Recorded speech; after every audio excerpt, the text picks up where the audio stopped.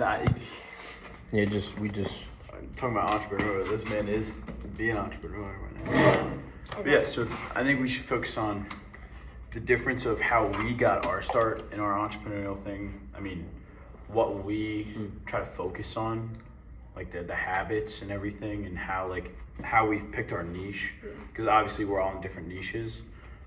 The habit before or the habit during? I'd say during, because I mean the habit. Okay, the habit so what before, keeps us on track every day? exactly. I mean, Discipline. before you get your start, you're not really anywhere, right? So, how you got your start? What made you think about getting your start? What made you pick the niche you're in? And then how you go about doing it on it. Wow. So I mean, I know because Yeah, you're in the like smoothie bar business, but you were in what, striping? You were in roof repair. You've been through everything, all the different ones. I know, and like I know we're young, so we're just getting our start and everything, and we all have different backgrounds. How old are you? 22. Wow. Cole, how old are you? 19. He's 19, bro. Mm. Seems so young. Understand. But it's Understand. This man, 19. Mhm. He is taking his environment and putting his environment, or making himself more exposed to real estate. You know, I ain't even gonna take your thunder. Go ahead, dude. not. Wow. Tell us what you do. Explain that. I didn't know. Yeah. So I am 19 years old. I'm working at LA Fitness. I am GM over here. So right now I have pretty much a full team of salespeople and personal training and fitness side, because they are two different sides. Right now I am trying to get into the real estate business, so I am a good portion done with all of my classes and everything. Probably halfway done my 45-hour portion, 75 hours collective. Finish all that up, take the national and the state exam, and then I should be on to bigger and better things. Are you trying to be a broker, or are you just trying to? Eventually, mostly. So where my interest recently has been in development, so real estate development, putting up stuff exactly like this, shopping centers. It's like commercial development. Commercial development. I kind of wanted to dabble in a little bit of everything once I get my feet wet in everything. Yeah. So I want to do residential as well. You know, obviously extremely difficult, but you can do a little bit of everything. I think. What about commercial real estate interests you more than residential? Good question. Great question. I'd have to say just the vision of driving past a commercial shopping center with an Acme in it, these big name brands, all making money for themselves, and then also giving you a profit as well. So when I walk into a shopping center, I can say to myself collectively, like, oh, I own this, or I have a stake in this. You know what I mean? Right. I Yeah, did that's this. big shit. You know what I mean? That's what's up. Same thing with neighborhoods, like everything like that. When you look at apartment complexes or Soho. Yeah, of course it is. I I love it. What was I? Yeah. So when you look at apartment complexes or residential developments, and you look at the work that goes into this and the brains behind everything, it's honestly really cool. It's it's an art form. You know what I mean? That's awesome.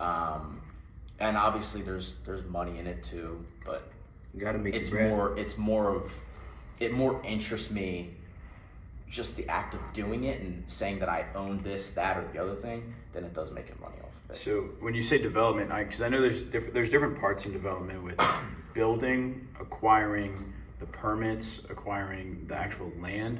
What are you trying to focus on when you say, like, I'm going to go into commercial development? Like, what area are you trying to, I guess, specialize in? Pretty much everything from the ground up. Okay. From acquiring the permits to the land to networking with builders. That's a part of it too. Yeah. And just basically from the ground up, looking at a vacant piece of land as a company or a sole proprietor, however, and saying, oh, let's put, I don't know, say it's a big piece of land, maybe 150 homes. Yeah. Let's put 150 homes in there. And providing housing for people, of course. I mean, even around here, you're having a lot of housing be put in here because it's a hustle bustle area right outside of Philly, so it's up and coming. You know, you're giving people housing, you know, all these different types of things. So it's not even like for me about the money, like I said before. It's more of just Like you have a passion for it. it interests me, like really interests me to look at a vacant piece of property and be like, oh well, Wow. you know, I would love to put however many homes in there and provide housing for all these people coming in. Yeah, and passion fuels purpose. That's dope. Yeah. Dude, that's great. Yeah. Honestly. It's actually, so I want to piggyback on that. Not right now, but I relate to that when I guess maybe we could speak about the roofing industry and the sales portion. Yeah, we're already on the subject of homes, so yeah. Yeah, I don't think the mic's plugged in, by the way. That's okay. It's picking up audio. Yeah. But yeah, dude. So, all right. So talk about, because I know you're not here for long. How'd you get into that? Well, how'd you get into LA Fitness, and then how'd you get into going into real estate, or did you do one first? Or So real estate was kind of the original thought process.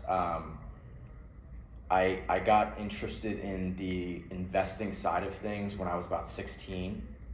Hey, like, yo, understand what this man just said, yo. So it's been 16. it's man. been about 2-3 years. Wow. Jesus Christ. I was always somebody that, you don't know this very well, Trevor, but Sohail, our friend Sohail that works over at the Downingtown LA Fitness knows this.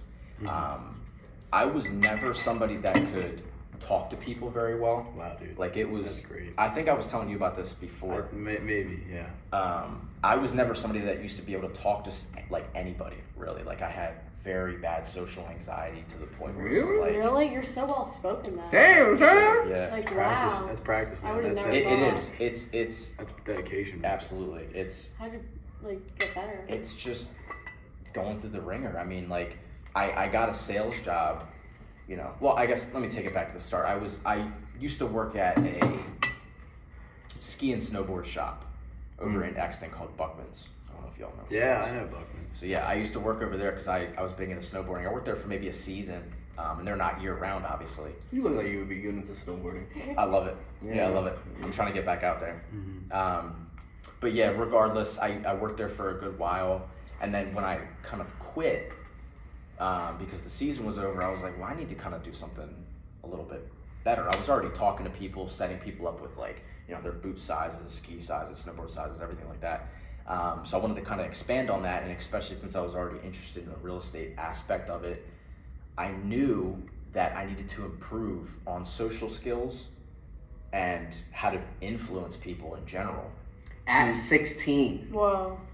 So yeah, I mean, this was later in life, yeah, 18, but 18, it okay. was, yeah. Hey, dude. That's a good Like that awareness of your right? weakness.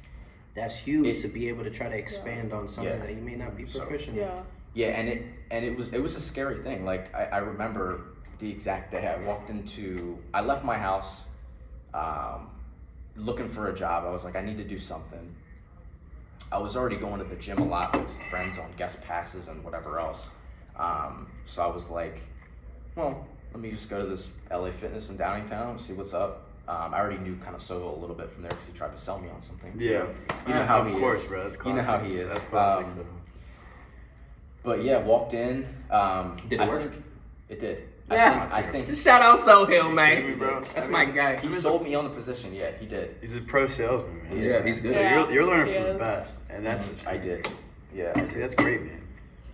It was. I think what happened was when I first walked in, he thought I was walking in just trying to get in the gym for free, because then he ran around his wall and he was like, "Can I help you out with something?" Yeah. And I was like, with I his was like, smile. Yeah. and I was like, know. "Listen, bro, I just need a job." He got a little bop to him too when he walked. Yeah. He Yeah. got a little He bop. walked a little duck footed. That's my boy. Though. Yeah. That's my boy. Yeah, shout out Sohail, dude. Mhm. But yeah, I walked in and I was like, I kind of need a job, and I knew I kind of wanted to be in the sales aspect, but I figured I could just kind of move my way up, starting at like a janitor position. That's literally what I was looking for. This is how desperate I was. That's what's up. And yeah, he said, yeah, we're looking for a salesperson, and pretty much hired me on the spot. It was kind of just like that. I did my training. They were actually doing flooring over there at Downingtown, so it was down for a couple days, for about a week. So I was in there every day with him, just running through drills, how to sell. That's when you started? When they when they did changed the the flooring. floors? Yeah, Wow. it was that week. That's crazy. That was like last year. Yeah, it was. It It was. was honestly like, it was a blessing, to be honest, because it worked out so perfectly to the point where I was there at a good time.